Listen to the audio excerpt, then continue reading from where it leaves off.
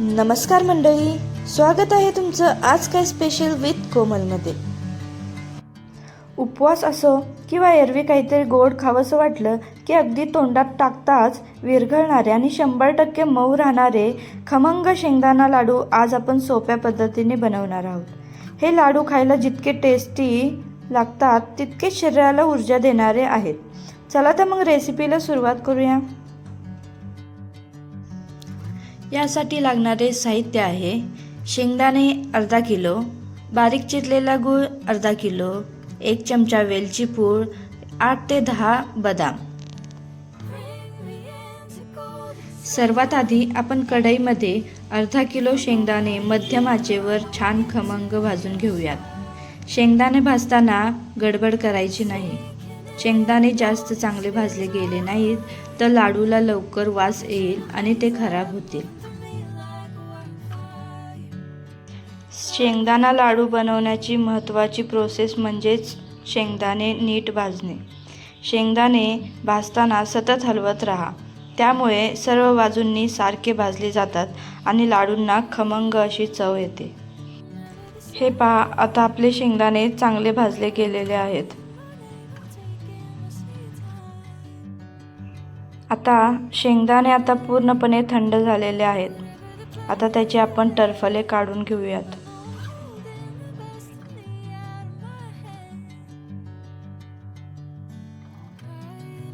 आता मिक्सरच्या भांड्यामध्ये थोडे शेंगदाणे घेऊन त्याचा एक कूट तयार करून घेऊयात आणि ते एका भांड्यामध्ये काढून घेऊयात।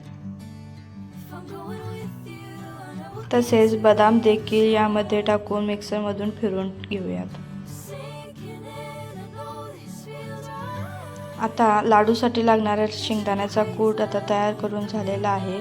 आता त्यामध्ये गूळ आणि वेलची पूड घालून चांगले मिक्स करून घेऊयात।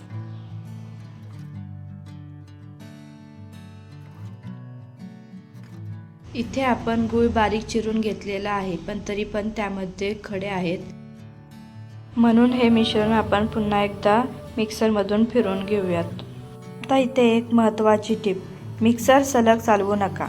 मिक्सर पल्स मोडवर किंवा चालू बंद करत फिरवून घ्या, ज्यामुळे शेंगदाण्याचे नैसर्गिक तेल सुटेल आणि लाडू वळायला सोपे जातील।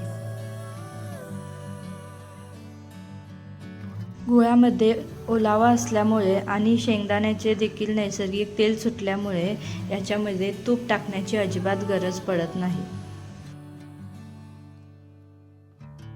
आता थोडे मिश्रण हातात घेऊन त्याचे छान गोल गोल लाडू वळून घेऊयात। बघा किती सहज आणि सुंदर लाडू तयार होत आहेत। तर मंडळी, तयार आहेत आपले अत्यंत पौष्टिक, प्रोटीनने भरपूर आणि चविष्ट शेंगदाणा लाडू। हे लाडू तुम्ही 15 ते 20 दिवस हवाबंद डब्यात ठेवून खाऊ शकता।